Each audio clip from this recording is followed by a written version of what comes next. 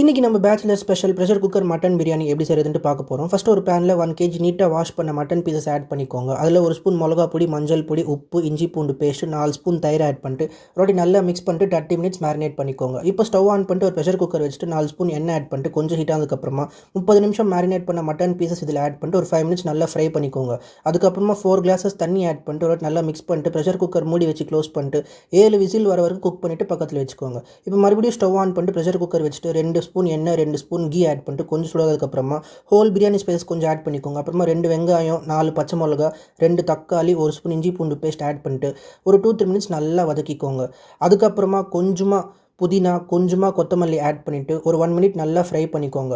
அதுக்கப்புறமா நம்ம இதுக்கு முன்னாடியே குக் பண்ணி வச்சுருந்த மட்டன் பீசஸ் இதில் ஆட் பண்ணிட்டு ஒரு வாட்டி நல்லா மிக்ஸ் பண்ணிட்டு ஒரு 1 மினிட் நல்லா வதக்கிக்கோங்க. அதுக்கப்புறமா 6 கிளாஸ் தண்ணி ஆட் பண்ணிட்டு இன்னொரு வாட்டி நல்லா மிக்ஸ் பண்ணி விடுங்க.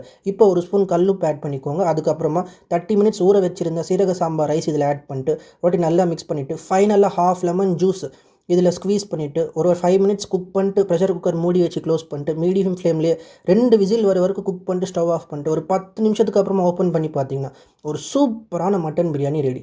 என்ன பேச்சுலர்ஸ், நீங்களும் இந்த ரெசிபி ட்ரை பண்ணுங்கள். ட்ரை பண்ணிட்டு டேஸ்ட் எப்படி வந்திருக்குன்ட்டு கமெண்ட் பண்ணுங்கள். ரெசிபி பிடிச்சிருந்தா உங்கள் ஃப்ரெண்ட்ஸ் அண்ட் ஃபேமிலிக்கு ஷேர் பண்ணுங்கள். அப்படியே நம்ம பேஜை ஃபாலோ பண்ணிக்கோங்க.